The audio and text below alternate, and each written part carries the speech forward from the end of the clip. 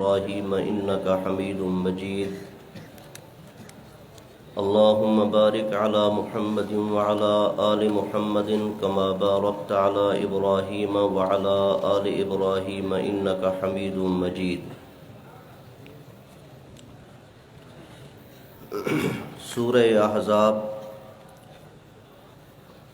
پارہ نمبر 22 کی آیت مبارکہ آیت نمبر 40 تلاوت کی ہے،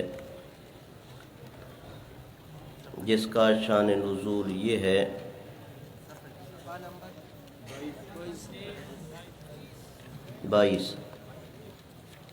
صفحہ نمبر 22.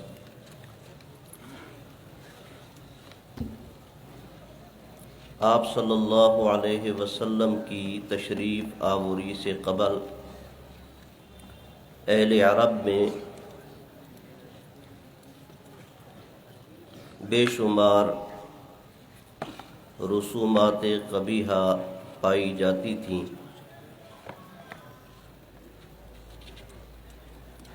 ان رسومات میں سے ایک رسم یہ تھی کہ جس آدمی کو متبنہ بنا لیا جاتا، منہ بولا بیٹا بنا لیا جاتا، تو اسے حقیقی بیٹے کی طرح اور نسبی بیٹے کی طرح سمجھا جاتا تھا، اور تمام احکام میں حلت و حرمت میں حقیقی بیٹے کی طرح اسے قرار دیتے تھے. آپ صلی اللہ علیہ وسلم تشریف لا کر جہاں دیگر رسومات کی آپ نے تردید فرمائی، تو آپ صلی اللہ علیہ وسلم کے ذریعے اس رسم کا بھی رد کیا گیا، اور اس کے دو طریقے قرآن پاک کی سورہ احزاب کی آیات مبارکہ میں ذکر کیے گئے ہیں. ایک تو قولی طریقہ ہے اور دوسرا عملی طریقہ ہے. قولی یہ کہ اللہ سبحانہ و تعالی نے ارشاد فرمایا وَمَا جَعَلَ أَدْعِيَاءَكُمْ أَبْنَاءَكُمْ ذَلِكُمْ قَوْلُكُمْ بِأَفْوَاهِكُمْ وَاللَّهُ يَقُولُ الْحَقَّ وَهُوَ يَهْدِي السَّبِيلَ ادْعُوهُمْ لِآبَائِهِمْ هُوَ أَقْسَطُ عِندَ اللَّهِ، کہ اللہ تبارک و تعالی نے تمہارے منہ بولے بیٹوں کو حقیقی بیٹا نہیں بنا دیا، لہذا ایسی رسم کو چھوڑ دو اور انہیں ان کے حقیقی باپ کی طرف نسبت کر کے پکارا کرو.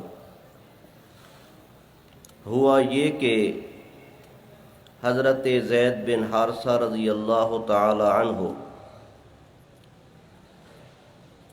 کل بھی عرض کیا تھا کہ ان کا مفصل واقعہ مستدرک حاکم میں موجود ہے، اور مفسرین حضرات نے بھی اپنی تفسیروں میں نقل فرمایا ہے.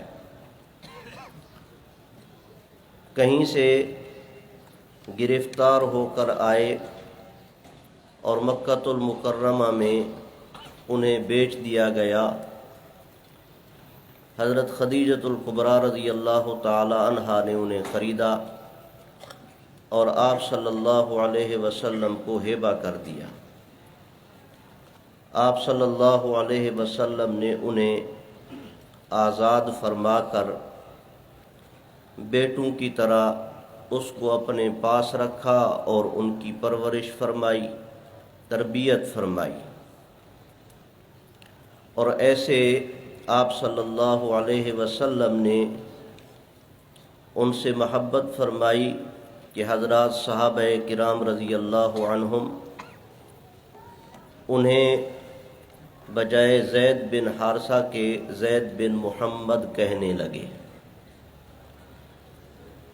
اور جب اللہ تبارک و تعالیٰ کا یہ حکم آ گیا ادعوہم لآبائہم هو اقسط عند اللہ فإن لم تعلموا آباءہم فإخوانکم فی الدین، تو پھر حضرات صحابہ کرام رضی اللہ عنہم نے انہیں زید بن محمد کہنے کے بجائے زید بن حارثہ کہنا شروع کیا۔ یقینی بات ہے کہ حضرت زید بن حارثہ رضی اللہ تعالی عنہ کو اس سے صدمہ پہنچا ہوگا، تو آپ صلی اللہ علیہ وسلم نے ان کی دلداری کے لیے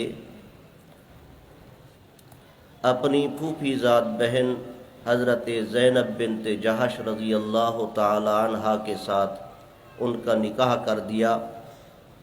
حضرت زینب بنت جہش رضی اللہ تعالی عنہا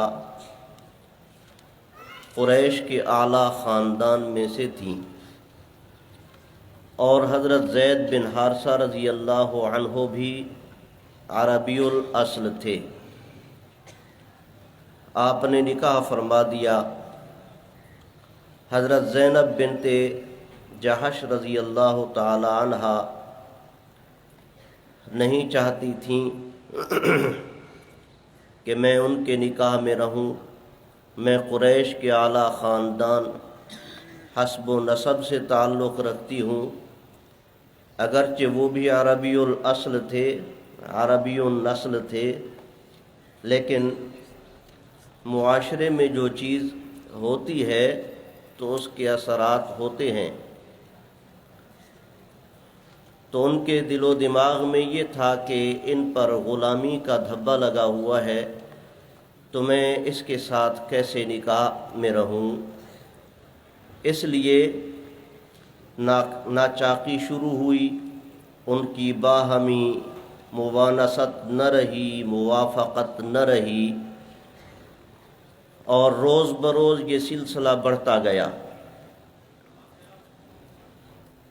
علامہ محمود آلوسی رحمۃ اللہ علیہ نے اپنی تفسیر روح المعانی میں حضرت امام زین العابدین علی بن الحسین رضی اللہ تعالی عنہ کا قول مبارک نقل فرمایا ہے کہ حق سبحانہ و تعالی نے آپ صلی اللہ علیہ وسلم کو وحی کے ذریعے سے بتلا دیا تھا اور آپ کو اطلاع فرما دی تھی ان زینب سیطلقها زید، کہ ایک وقت آئے گا کہ حضرت زید رضی اللہ تعالی عنہ حضرت زینب رضی اللہ تعالی عنہا کو طلاق دے دیں گے، تو آپ نے ان کے مطلقہ ہونے کے بعد ان سے نکاح فرما لینا ہے۔ اور قرآن پاک میں بھی اس کا ذکر موجود ہے فلما قضى زید منها وطرا زوجناکہا، کہ جس وقت حضرت زید رضی اللہ تعالی عنہ اپنی حاجت پر پوری کر چکے، یعنی انہیں طلاق دے دی، تو ہم نے آپ کا نکاح ان سے کر دیا۔ کتنی عظیم بات ہے کہ آپ صلی اللہ علیہ وسلم اللہ کے حکم کے مطابق نکاح فرماتے ہیں، اور احادیث مبارکہ میں بھی موجود ہے، آپ صلی اللہ علیہ وسلم فرماتے ہیں کہ میں نے امہات المؤمنین کے ساتھ نکاح کیا یا اپنی بیٹیوں کا نکاح کر کے دیا تو اللہ کی وحی کے مطابق کیا۔ ایسے ڈھیلی سبحان اللہ کہتے ہیں، ماشاء اللہ۔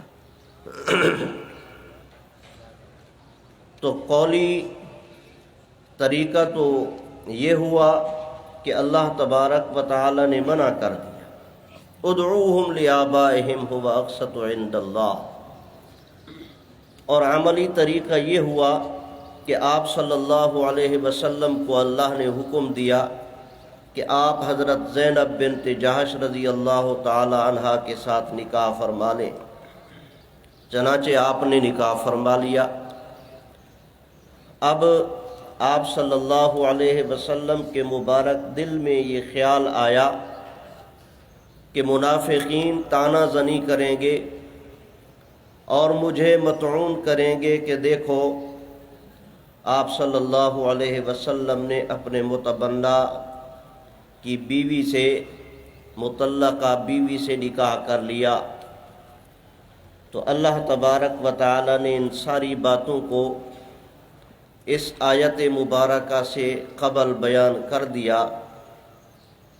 واللہ مبدیہ ان تخشا، اللہ تبارک و تعالی زیادہ حقدار ہیں کہ اللہ سے زیادہ ڈرا جائے، آپ لوگوں کا خوف نہ رکھیں۔ تو ہوا وہی جو آپ صلی اللہ علیہ وسلم کے مبارک دل میں خیال آیا۔ نکاح ہوا تو منافقین نے طعنہ زنی شروع کر دی کہ دیکھو آپ صلی اللہ علیہ وسلم نے اپنے متبنہ کی، اپنے منہ بولے بیٹے کی مطلقہ بیوی سے نکاح کر لیا۔ تو اللہ تبارک و تعالی نے یہ آیت مبارکہ نازل فرمائی، ما کان محمد ابا احد من رجالکم ولکن رسول اللہ وخاتم النبیین وکان اللہ بکل شیء علیما، کہ حضرت محمد صلی اللہ علیہ وسلم تم میں سے، تمہارے مردوں میں سے کسی ایک کے باپ نہیں، چہ جائے کہ حضرت زید بن حارثہ رضی اللہ تعالی عنہ کے باپ ہوں۔ پھر شبہ ہوا کہ آپ صلی اللہ علیہ وسلم کی ابوت کی نفی ہو رہی ہے، تو آپ صلی اللہ علیہ وسلم کی شفقتوں سے ہم محروم ہو گئے۔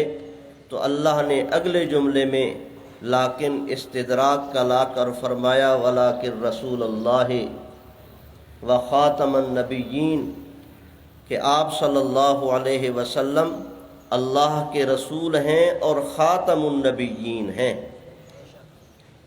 ابوت کی نفی ہو گئی، نبوت کی نفی نہیں ہے۔ آپ صلی اللہ علیہ وسلم صرف نبی نہیں، آپ خاتم النبیین ہیں۔ آپ کی شفقت امت مسلمہ پر قیامت تک رہے گی۔ وَكَانَ اللَّهُ بِكُلِّ شَيْءٍ عَلِيمًا۔ پھر شبہ ہوا کہ آپ آخری نبی کیوں؟ اللہ نے فرمایا تم کون ہوتے ہو اس میں چیں بجبی ہونے والے اور اعتراضات کرنے والے، شکوک و شبہات کرنے والے۔ کان اللہ بکل شیء علیما، مجھے زیادہ علم ہے آخری نبی کس کو بنانا ہے، میں نے اپنے علم کے تحت آپ صلی اللہ علیہ وسلم کو آخری نبی بنایا۔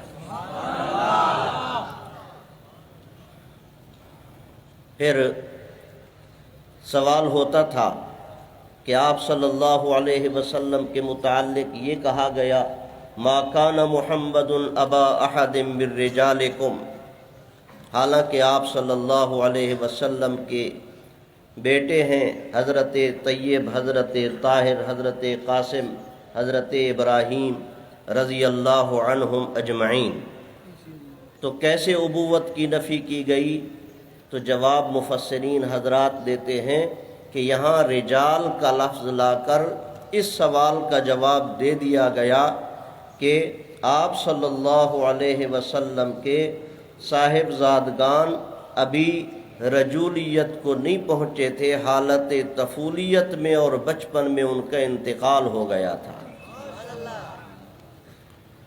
بہرحال جو رسم آپ صلی اللہ علیہ وسلم کی تشریف آوری سے پہلے متبنہ بیٹے کی بیوی کے متعلق اور متبنہ بیٹے کے متعلق پائی جاتی تھی، اللہ تبارک و تعالی نے آپ صلی اللہ علیہ وسلم کے صدقے اس کا قولی طور پر بھی رد فرمایا اور عملی طور پر بھی رد فرمایا۔ اس آیت مبارکہ کی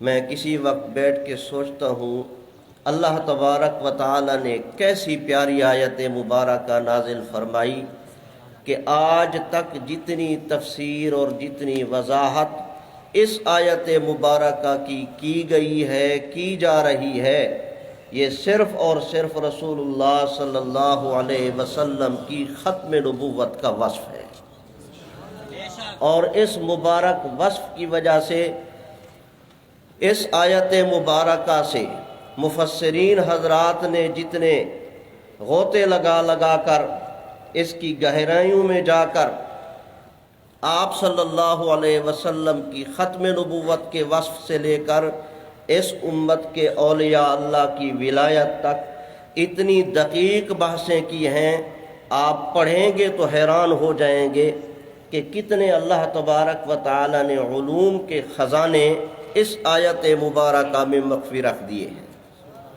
ہماری اس مقدس اور پیاری جماعت عالمی مجلس تحفظ ختم نبوت کے، یوں تو سیدنا حضرت ابو بکر صدیق رضی اللہ تعالی عنہ کے زمانہ مبارک سے قولی عملی اس کی تفسیریں ہوتی چلی آ رہی ہیں، لیکن اس جماعت کے ہوتے ہوئے جتنی اس آیت مبارکہ کو لکھا گیا، چھاپا گیا، میں کمال سمجھتا ہوں آپ صلی اللہ علیہ وسلم کی ختم نبوت کے وصف کا۔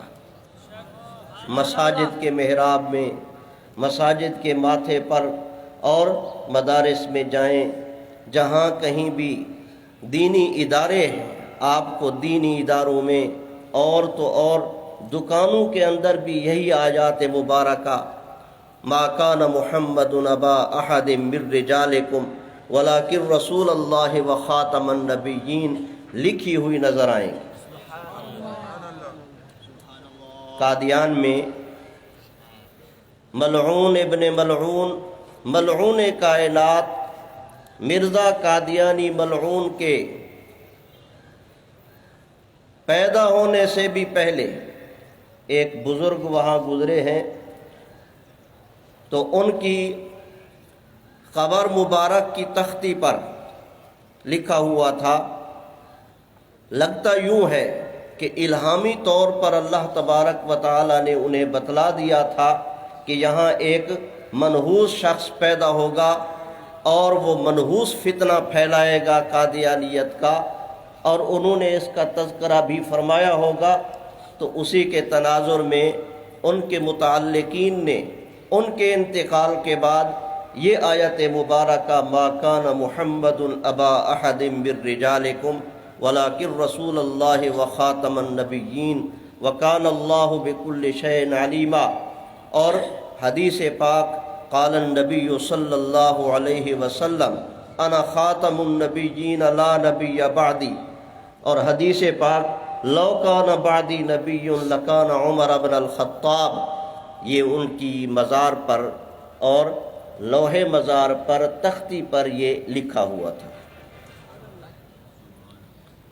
تو اتنا اس آیت مبارکہ کو لکھا گیا اور شائع کیا گیا، لاکھوں کی تعداد میں اپنی اس جماعت اور اس جماعت کے کارکنان نے اس آیت مبارکہ کو چھپوایا ہے، اور آپ کتابیں دیکھیں، کتابوں کے ماتھے پر اور چارٹ کی صورت میں اور مختلف صورتوں میں، مسجدوں میں، مدارس میں، جگہ جگہ یہ آیت مبارکہ آپ کو لکھی ہوئی نظر آئے گی۔ میں اور آپ بھی ساری زندگی اسی آیت مبارکہ اور آپ صلی اللہ علیہ وسلم کی ختم نبوت پر مشتمل احادیث مبارکہ کو خوب بیان کریں، خوب بیان کریں۔ جیسے استاد جی ابھی ہدایات فرما رہے تھے، ہدایات جاری فرما رہے تھے۔ بہت سارے احباب پوچھتے ہیں کہ ہمارے علاقے میں قادیانی نہیں ہیں، تو کیا ہم وہاں ختم نبوت کی تبلیغ تو قیامت تک کریں گے؟ ایسے ڈھیلی انشاءاللہ کہتے ہیں۔ یہ جنوبی افریقہ والے سوئے رہتے ہیں۔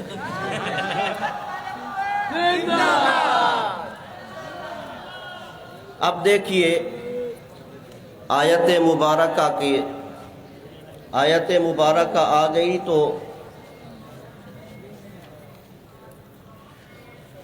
تو اب ہم دیکھتے ہیں کہ قرآن پاک کے حوالے سے اس کی تفسیر کیا ہے۔ ہم سارا سال یہ سبق پڑھتے ہیں خصوصاً قرآن پاک کا کہ قرآن پاک کی تفسیر سب سے پہلے قرآن پاک کے ساتھ، پھر حدیث پاک کے ساتھ، پھر اقوال صحابہ، اقوال تابعین کے ساتھ اور لغت کے ذریعے۔ یہ ہمارے اکابرین نے ایک طریقہ ذکر فرمایا ہے اور تسلسل کے ساتھ ہمارے مدارس میں یہ طریقہ پڑھایا جاتا ہے کہ قرآن پاک کی کوئی آیت مبارکہ ہو، سب سے پہلے دیکھیں گے تفسیر القرآن بالقرآن، تفسیر القرآن بالحدیث، تفسیر القرآن باقوال الصحابۃ والتابعین۔ اس ترتیب کے ساتھ ہم دیکھیں گے کہ قرآن پاک کی آیات کی کیا تفسیر ہے۔ تو جو آیت مبارکہ ابھی پڑھی گئی ہے، دیکھتے ہیں ہم کہ قرآن پاک کی روح سے اس کی کیا تفسیر ہے۔ تو آیت مبارکہ میں لفظ خاتم النبیین ہے۔ خاتم النبیین میں لفظ خاتم ہو یا خاتم ہو، دونوں قراتیں اس کی موجود ہیں۔ آگے حوالہ جات بھی آ رہے ہیں۔ بھئی آپ حضرات تشریف کیوں نہیں رکھتے؟ تشریف رکھیں، اطمینان سے تشریف رکھیں۔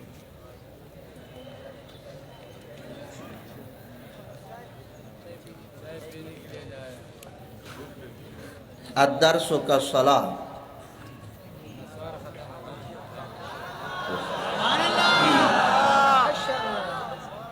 لفظ خاتم ہو یا خاتم ہو،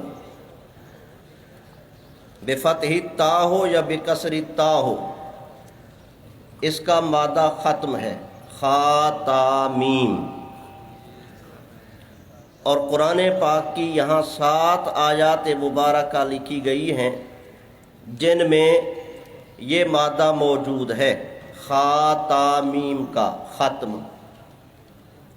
ختم اللہ علی قلوبہم، مہر کر دی اللہ نے ان کے دلوں پر۔ ختم علی قلوبکم، مہر کر دی تمہارے دلوں پر۔ ختم علی سمعہ وقلبہ، مہر کر دی اس کے کان پر اور دل پر۔ الیوم نختم علی افواہہم، آج ہم مہر لگائیں گے ان کے منہ پر۔ فَإِن يَشَإِ اللَّهُ يَخْتِمْ عَلَى قَلْبِكَ، اگر اللہ چاہے تو مہر کر دے تیرے دل پر۔ رحیق مختوم، مہر لگی ہوئی خالص شراب۔ ختامہ مسک، جس کی مہر جمتی ہے مشک پر۔ تو ان آیات مبارکہ میں یہ نمونے کے طور پر 7 آیات مبارکہ نقل کی گئی ہیں جن میں ختم کا مادہ موجود ہے، خاتامیم، اور سب میں معنی مہر کا ہے۔ کیا مطلب؟ اب قدر مشترک کے طور پر ان آیات مبارکہ کا مطلب یہ ہوگا کہ کسی چیز کو ایسے طور پر بند کیا جائے اور اس پر مہر لگا دی جائے کہ اندر کی چیز باہر نہ آ سکے اور باہر کی چیز اندر نہ جا سکے۔ اب آیت خاتم النبیین کا مطلب کیا ہوگا کہ اللہ تبارک و تعالی نے جس نبوت کے سلسلے کو جاری فرمایا حضرت آدم علیہ السلام سے، تو اس نبوت کے سلسلہ کو رسول اللہ صلی اللہ علیہ وسلم کی ذات اقدس پر ختم فرما کر ایسے طور پر مہر لگا دی، بند کر دیا کہ اب اس سلسلے سے نہ تو کوئی نبی باہر جا سکتا ہے اور نہ باہر سے کوئی نیا نبی اندر داخل ہو سکتا ہے۔ بے شک بات سمجھ گئے؟ جی۔ اسی طرح کافروں کے متعلق جو آتا ہے ختم اللہ علی قلوبہم، تو اس کا مطلب کیا ہوگا کہ ان کے دلوں پر مہر لگا دی گئی ہے، کفر کو اندر بند کر دیا گیا ہے، اور ایسے طور پر بند کر دیا گیا ہے کہ اندر سے کفر باہر نہیں آ سکتا، باہر سے ایمان اور ہدایت اندر نہیں جا سکتی۔ یہ تو آیات مبارکہ کی روشنی میں لفظ خاتم النبیین کا مطلب ہوگا۔ آگے دوسرا درجہ ہے تفسیر القرآن بالحدیث۔ حدیث پاک بھی جو میں نے پڑھی ہے یہ بھی اتنے طور پر بیان ہوئی کہ ہم اس کا اندازہ نہیں لگا سکتے، لا تحد ولا تحصى۔ آپ صلی اللہ علیہ وسلم نے ارشاد فرمایا انہ سیکون فی امتی کذابون ثلاثون کلہم یزعم انہ نبی وانا خاتم النبیین لا نبی بعدی، کہ ان قریب 30 کذاب اور دجال پیدا ہوں گے، نشانی ان کی یہ ہوگی کہ ہر ایک نبوت کا دعویٰ کرے گا۔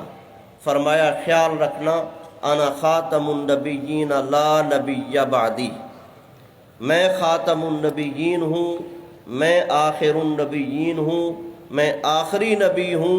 مطلب یہ ہے کہ میرے بعد کوئی نبی نہیں۔ انا خاتم النبیین لا نبی بعدی، بیچ میں حرف واو عطف کا بھی ذکر نہیں کیا گیا، تو لا نبی بعدی اس نے تفسیر کر دی انا خاتم النبیین کی۔ آپ فرما رہے ہیں میں آخری نبی ہوں، میرے بعد کوئی نبی نہیں۔ مرزا ملعون نے ابھی نبوت کا دعویٰ نہیں کیا تھا، دعویٰ نبوت سے پہلے وہ بھی یہی لکھتا رہا کہ آپ صلی اللہ علیہ وسلم اللہ کے آخری نبی ہیں۔ یہاں حوالہ موجود ہے حمامۃ البشرا کا، یہ اس کی کتاب ہے، لکھتا ہے قال اللہ عز وجل ما کان محمد ابا احد من رجالکم ولکن رسول اللہ وخاتم النبیین الا تعلم ان الرب الرحیم المتفضل سمى نبینا صلی اللہ علیہ وسلم خاتم الانبیاء بغیر استثناء وفسرہ نبینا فی قولہ لا نبی بعدی ببیان واضح للطالبین۔ وہ بھی حوالہ دے رہا ہے، آیت مبارکہ بھی نقل کر رہا ہے اور حدیث پاک کا حوالہ بھی دے رہا ہے کہ آپ صلی اللہ علیہ وسلم اللہ کے آخری نبی ہیں۔ یہ حوالہ جات اس وقت کام آتے ہیں جب کسی مرزائی کے ساتھ گفتگو ہو، ٹھیک ہے، اور استاد جی سے آپ بار بار سمجھتے ہیں، سنتے ہیں، تمام اساتذہ کرام سے آپ نے سنا سمجھا حوالہ کس طرح پیش کرنا ہے اور اس سے استدلال کس طرح کرنا ہے اور رد کس طرح کرنا ہے۔ یہ جتنی عقل تیز ہوگی اتنا میں اور آپ اس کو سمجھیں گے، سستی سے نہیں، ٹھیک ہے۔ اب دیکھتے ہیں کہ حضرات صحابہ کرام رضی اللہ عنہم اجمعین نے، میرے شیخ مجھے ایک مرتبہ فرمانے لگے کہ امیر شریعت سید عطاء اللہ شاہ صاحب بخاری رحمۃ اللہ علیہ تشریف لائے تو حضرت کے لیے میں نے کھانا لگایا، حضرت کے ہاتھ دھلوائے، پھر حضرت نے پانی کا برتن لے کر میرے ہاتھ دھلوائے۔ ہمارے اکابرین کی یہ کمال محبت ہے، کمال شفقت ہے۔ آپ کی اس جماعت عالمی مجلس تحفظ ختم نبوت کے اکابرین میں، بزرگان دین میں، تمام حضرات میں جو اخلاق اور ان کی کمال شفقت پائی جاتی ہے اس کی نظیر نہیں ملتی۔ تو امیر شریعت سید عطاء اللہ شاہ صاحب بخاری رحمۃ اللہ علیہ نے، حضرت نے فرمایا میرے ہاتھ پکڑے، ہاتھ دھلائے اور سب سے پہلے 3 لقمے توڑ کر میرے منہ میں ڈالے اور پھر کھانا کھایا۔ کھانے کے بعد جلسے پہ حضرت نے جانا تھا، اس وقت تانگے ہوا کرتے تھے، تو تانگے پر حضرت تشریف فرما ہوئے مجھے ساتھ بٹھایا اور 2-3 کلومیٹر تک میں حضرت کے ساتھ رہا۔ حضرت مجھے بار بار یہی یاد کراتے گئے، انا خاتم النبیین لا نبی بعدی۔ قال النبی صلی اللہ علیہ وسلم انا خاتم النبیین لا نبی بعدی۔ قال النبی صلی اللہ علیہ وسلم انا خاتم النبیین لا نبی بعدی۔ اب دیکھتے ہیں کہ حضرات صحابہ کرام رضی اللہ عنہم اجمعین نے آیت مبارکہ کی کیا تفسیر کی ہے۔ یہاں چند اقوال تفصیل کے ساتھ حضرت مولانا مفتی محمد شفیع صاحب رحمۃ اللہ علیہ نے اپنی کتاب ختم نبوت کامل میں نقل فرما دیے ہیں، اور تفاسیر کے اندر بھی موجود ہیں۔ یہاں سمجھنے کے لیے چند اقوال ہیں۔ عن قتادہ ولیکن رسول اللہ وخاتم النبیین اے آخرہم۔ حضرت قتادہ رضی اللہ تعالی عنہ لفظ خاتم النبیین کی تفسیر فرما رہے ہیں، اے آخرہم، کہ آپ صلی اللہ علیہ وسلم انبیاء علیہ السلام میں سے آخری نبی ہیں۔ عن الحسن فی قولہ وخاتم النبیین قال ختم اللہ النبیین بمحمد صلی اللہ علیہ وسلم وکان آخر من بعث۔ حضرت حسن رضی اللہ تعالی عنہ بھی خاتم النبیین کی تفسیر کرتے ہوئے فرماتے ہیں، ختم اللہ النبیین، کہ اللہ تبارک و تعالی نے انبیاء علیہ السلام کو، ان کی نبوتوں کو رسول اللہ صلی اللہ علیہ وسلم کی تشریف آوری سے ختم فرما دیا۔ وَكَانَ آخِرُ مَنْ بُعِثَ، آپ صلی اللہ علیہ وسلم سب سے آخر میں مبعوث ہونے والے ہیں۔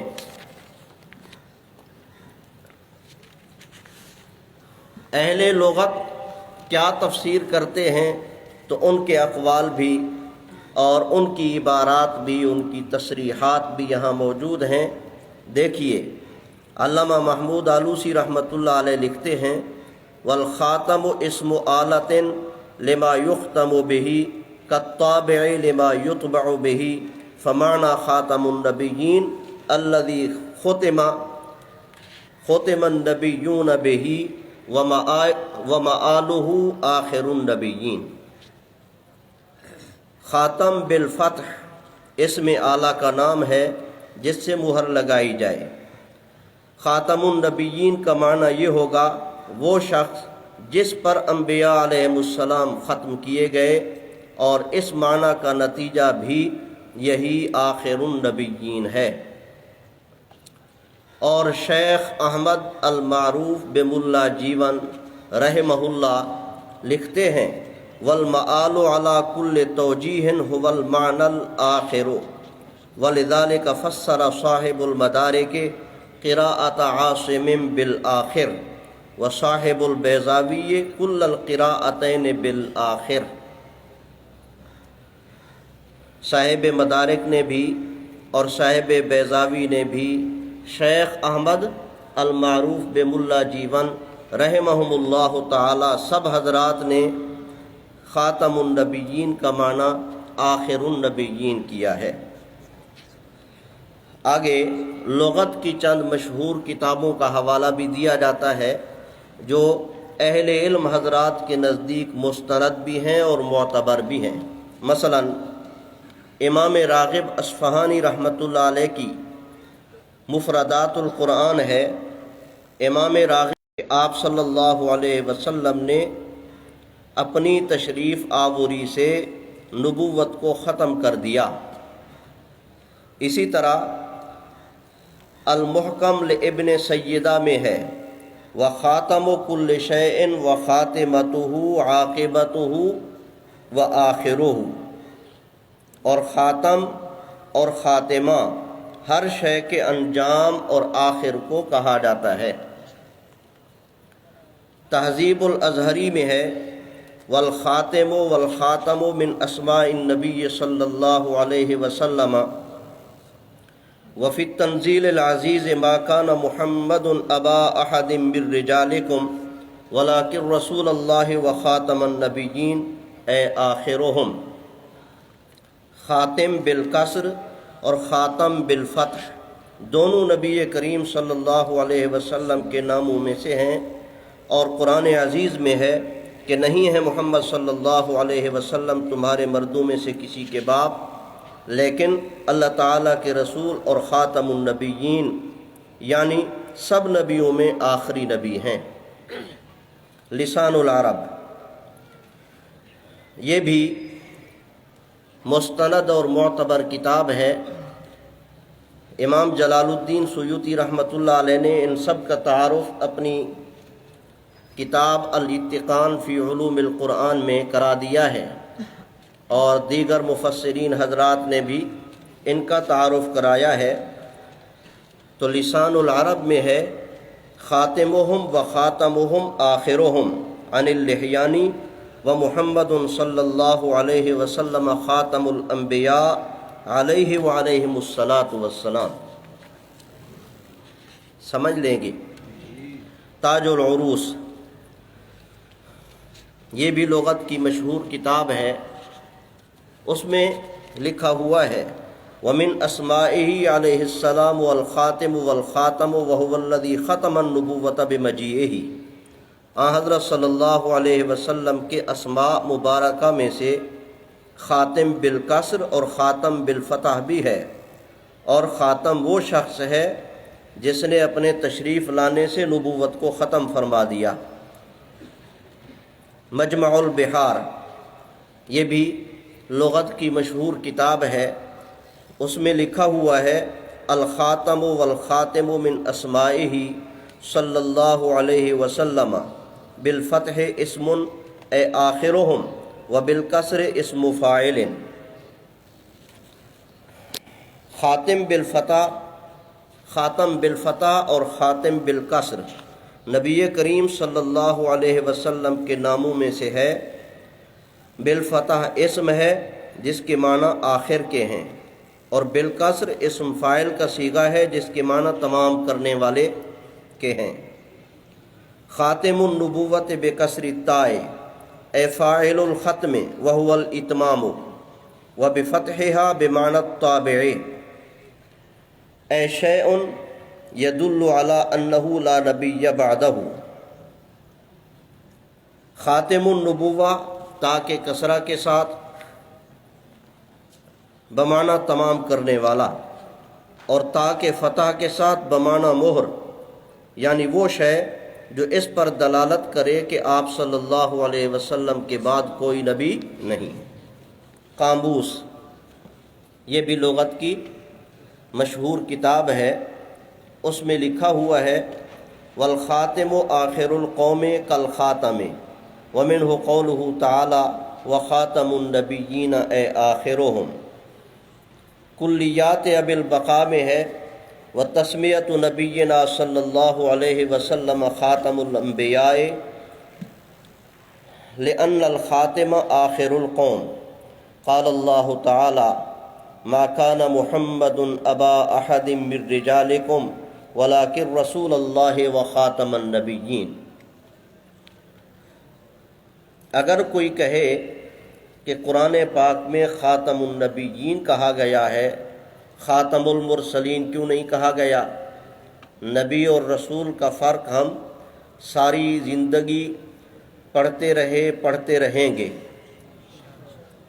ایک ضابطہ ہے، اور یہاں نقل کیا گیا ہے وَنَفْيُ الْعَامِّ يَسْتَلْزِمُ نَفْيَ الْأَخَصِّ کہ عام کی نفی خاص کی نفی کو مستلزم ہے۔ جب خاتم النبیین کہہ دیا کہ آپ صلی اللہ علیہ وسلم انبیاء علیہم السلام میں سے آخری نبی ہیں، آخر النبیین ہیں، تو اس سے آپ صلی اللہ علیہ وسلم کا خاتم المرسلین ہونا بھی بطریق اولا ثابت ہو گیا۔ اور اس کی تصریح علامہ ابن کثیر رحمۃ اللہ علیہ نے اپنی تفسیر ابن کثیر میں، اسی طرح دیگر مفسرین حضرات نے بھی اپنی تفسیروں میں اس کی صراحت فرما دی ہے۔ صحاح العربیہ للجوہری، نام صحیح یاد رکھا کریں۔ آج موبائلوں نے ہر چیز چھڑا دی ہے، تحقیق بھی چھڑا دی ہے اور صحیح تلفظ بھی چھڑا دیے ہیں، اس لیے یاد رکھنا، یہ نام بھی صحیح یاد رکھا کریں۔ صحاح العربیہ للجوہری، اس میں ہے والخاتم والخاتم بکسر التاء وفتحها، الخیتام والخاتام کلہ بمعنن، والجمع الخواتیم، وخاتمۃ الشیء آخرہ، ومحمد صلی اللہ علیہ وسلم خاتم الانبیاء علیہم السلام۔ دیکھو آنے جانے میں اور موبائلوں میں لگے ہوئے ہیں، آپ صلی اللہ علیہ وسلم کا نام مبارک آتا ہے اور کچھ نہیں تو آہستہ بھی صلی اللہ علیہ وسلم نہیں کہتے۔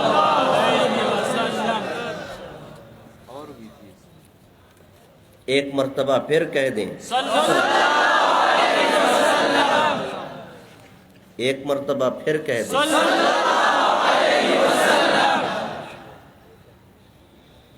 اللہ اکبر۔ منتہی العرب، یہی چیزیں مرنے کے بعد کام آئیں گی، باقی سب کچھ یہیں رہ جائے گا، سب کچھ یہیں رہ جائے گا، یہی چیز کام آئے گی۔ کتنا پیارا وظیفہ ہے، ان اللہ و ملائکتہ یصلون علی النبی یا ایھا الذین آمنوا صلوا علیہ وسلموا تسلیما۔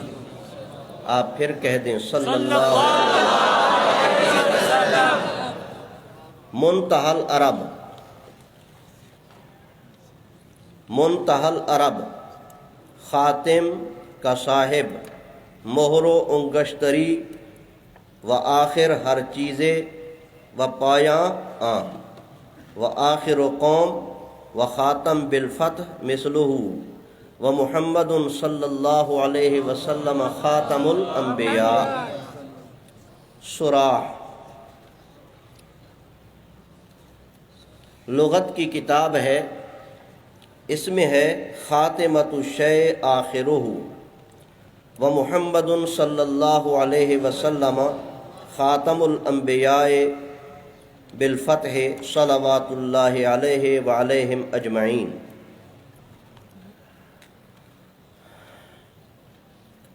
لفظ خاتم النبیین کی تفسیر قرآن پاک سے بھی ہم نے دیکھی، حدیث پاک کے حوالے سے بھی دیکھا، اقوال صحابہ کے حوالے سے بھی دیکھا، اور اصحاب لغت کے حوالے سے بھی ہم نے دیکھا۔ مرزا قادیانی ملعون نے اپنی کتاب برکات الدعا میں تفسیر کے یہی درجات نقل کیے ہیں، لکھے ہیں، لیکن لکھتا کچھ تھا کرتا کچھ تھا، اور اس کی ذریت بھی اسی دھن میں لگی ہوئی ہے۔ برکات الدعا میں تفسیر کے درجات اور تفسیر کے معیار جو مرزا ملعون نے لکھے ہیں، اس میں سب سے پہلے تفسیر القرآن بالقرآن ہے کہ قرآن کی تفسیر قرآن سے کی جائے، دوسرے نمبر پر قرآن کی تفسیر حدیث کی روح سے کی جائے، تیسرے نمبر پر قرآن کی تفسیر اقوال صحابہ کی روح سے کی جائے۔ لیکن جب اپنے مطلب نکالنے کے لیے آئے تو پھر ان ساری چیزوں کو پیچھے رکھ دیا، پس پشت ڈال دیا۔ مرزا قادیانی ملعون سے لے کر آج تک تمام قادیانی خاتم النبیین کا جو ترجمہ کرتے ہیں وہ یہ کرتے ہیں کہ خاتم النبیین کا معنی ہے نبیوں پر مہر۔ کیا مطلب؟ کہ پہلے تو اللہ تبارک و تعالی نبی بناتے تھے، اب اللہ تبارک و تعالی کا عمل دخل ختم ہو گیا، اب آپ صلی اللہ علیہ وسلم کی مہر سے نبی بنیں گے، اور جتنی آپ صلی اللہ علیہ وسلم کی اتباع زیادہ کی جائے گی اس پر نبی کی نبوت کی مہر لگے گی۔ مرزا قادیانی ملعون نے چونکہ آپ صلی اللہ علیہ وسلم کی اتنی اتباع کی اور اتباع میں اتنا آگے بڑھا کہ اس پر بھی نبوت کی مہر لگی اور وہ نبی بن گیا، اور یہ اس کی کتابوں میں بھی موجود ہے، حوالہ جات اسی حصے میں آپ حضرات دیکھ رہے ہیں۔ ہم ان کی تردید کے لیے اس کتاب کو سامنے رکھیں گے، برکات الدعا کو، کہ دیکھو مرزا ملعون نے تفسیر کے جو معیار ذکر کیے ہیں، سب سے پہلے قرآن کی تفسیر قرآن سے، دوسرے نمبر پر قرآن کی تفسیر حدیث سے، تیسرے نمبر پر قرآن کی تفسیر اقوال صحابہ سے۔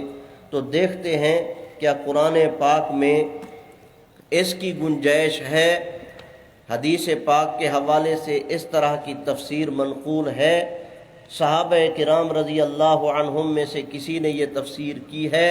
سب سے پہلے ہم یہ دیکھتے ہیں، اگر انہوں نے کی ہے تو فبہا و نعمت، اگر نہیں کی تو پھر اس تفسیر کو قبول نہیں کیا جائے گا۔ والذین اذا ذکروا بآیات ربہم لم یخروا علیہا صما وعمیانا، اور پھر بھی اگر نہ مانے تو ایک حوالہ یہ صفحہ نمبر 32 پر کھڑا ہے، اس حوالے کو یاد رکھیں گے، یہ بڑا زبردست حوالہ ہے، تریاق القلوب کا حوالہ ہے۔ مرزا لکھتا ہے، میرے ساتھ ایک لڑکی پیدا ہوئی تھی جس کا نام جنت تھا، اور وہ پہلے لڑکی پیٹ میں سے نکلی تھی اور بعد اس کے میں نکلا تھا۔ نکلا کی تفسیر استاد جی سمجھاتے رہتے ہیں، فرماتے ہیں کہ یہ پیٹ تھا یا ریلوے کا پھاٹک تھا۔ دیکھیں، میرے ساتھ ایک لڑکی پیدا ہوئی تھی جس کا نام جنت تھا، پہلے وہ لڑکی پیٹ میں سے نکلی تھی اور بعد اس کے میں نکلا تھا، اور میرے بعد میرے والدین کے گھر میں اور کوئی لڑکی یا لڑکا نہیں ہوا، اور میں ان کے لیے خاتم الاولاد تھا۔ یہ حوالہ قادیانیوں کے آگے رکھ کر ان سے پوچھنا ہے کہ خاتم الاولاد کا کیا معنی ہے۔ اگر وہ کریں کہ اس کا معنی آخری بیٹا، تو پھر ان سے ہم کہیں گے پھر خاتم النبیین کا ترجمہ بھی کرو آخری نبی۔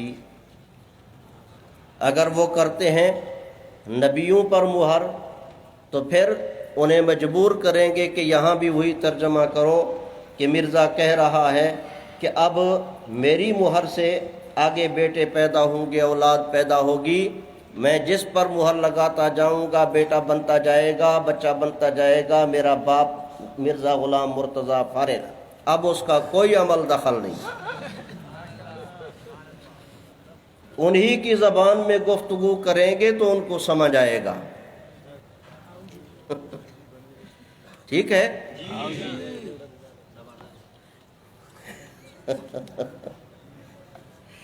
سب کہہ دیں سبحان اللہ۔ اب عنوان تو ہم نے دیکھ لیا کہ لفظ خاتم النبیین کی تفسیر حدیث پاک کی روح سے، تو یہاں چند احادیث مبارکہ بھی ہم دیکھ لیتے ہیں۔ آپ صلی اللہ علیہ وسلم نے کیا ارشاد فرمایا، اور آپ صلی اللہ علیہ وسلم کی ختم نبوت کے متعلق جتنی احادیث ہیں سب کی سب متواتر ہیں۔ حضرات علماء کرام نے لکھا، مثلا امام ابن حزم ظاہری رحمہ اللہ نے لکھا، وقد صح عن رسول اللہ صلی اللہ علیہ وسلم بنقل القواف التي نقلت نبوته وأعلامه وكتابه أنه أخبر أنه لا نبي بعده۔ بس میں عبارت صرف پڑھ دیتا ہوں، ترجمہ لکھا ہوا ہے، وقت ختم ہو رہا ہے۔ حافظ ابن کثیر لکھتے ہیں، وبذالک وردت الاحادیث المتواترۃ عن رسول اللہ صلی اللہ علیہ وسلم من حدیث جماعت من الصحابہ۔ آگے 10 احادیث مبارکہ ہیں، ابھی وقفہ ہونا ہے آپ حضرات، وقت ہو گیا ہے، انشاءاللہ وقت ملا تو پھر یہ احادیث مبارکہ دیکھ لیں گے۔ وآخر دعوانا الحمدللہ رب العالمین۔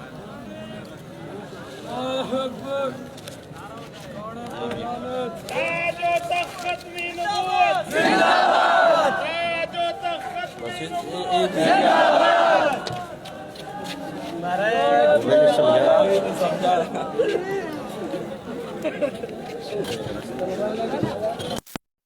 جو تخت ختم نبوت زندہ باد۔